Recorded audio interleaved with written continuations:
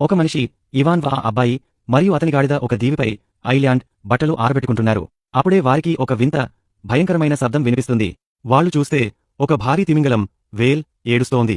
నిజానికి ఆ పెద్ద తిమింగలాన్ని ఎవరో ఇనుప గొలుసులతో బంధించారు. దాని కారణంగా అది తన చోటు నుండి కదలలేకపోతోంది.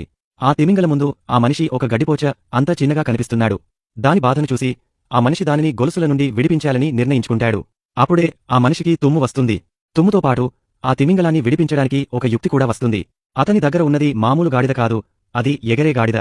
దానిపై కూర్చుని ఎగురుతూ ఆ మనిషి ఆ తిమింగలం ముక్కులోకి వెళ్ళిపోతాడు. ముక్కులోకి వెళ్లగానే గాడిద తన వేగవంతమైన రెక్కలను దాని ముక్కులో రుద్దడం ప్రారంభిస్తుంది. దీనివల్ల తిమింగలానికి లోపల దురదగా అనిపించి దాని తల పైకి లేస్తుంది. నిజానికి ముక్కు లోపల రుద్దడం వల్ల దానికి గట్టిగా దగ్గు వస్తుంది. దగ్గు రావడం వల్ల దాని నోరు తెరుచుకుంటుంది. దానిపై కట్టిన గొలుసులన్నీ తెగిపోతాయి. తిమింగలం ఒక్కసారిగా తుమ్మగానే ఆ మనిషి మరియు గాడిద ఇద్దరు దాని ముక్కు నుండి బయటకు వచ్చేశారు. అప్పుడే దాని నోటిలో ఇరుకున్న చాలా ఓడలు, షిప్పులు బయటకు వస్తాయి. ఆ తర్వాత ఆ తిమింగలం శాశ్వతంగా స్వేచ్ఛ పొంది తన ప్రపంచంలోకి తిరిగి వెళ్ళిపోతుంది. తర్వాత ఒక పీత, క్యాంకర్ ఒక ఉంగరాన్ని తీసుకొచ్చి ఇవాన్కు ఇస్తుంది. ఎందుకంటే ఈ ఉంగరాన్ని ఆ తిమింగలమే ఇవాన్కు ఇచ్చింది. అది ఒక మాయా రాజకుమారి ఉంగరం. అదే రాత్రి ఇవాన్ రాజకుమారి గదిలోకి చొరబడి ఉంగరాన్ని ఇచ్చి రాజకుమారిని పెళ్లి చేసుకోవడానికి ప్రతిపాదన చేస్తాడు.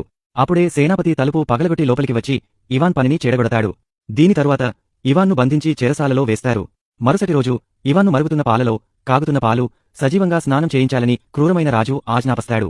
ఆ తర్వాత క్రూరరాజు ఇవాన్ను మరుగుతున్న పాలలోకి తోసేస్తాడు.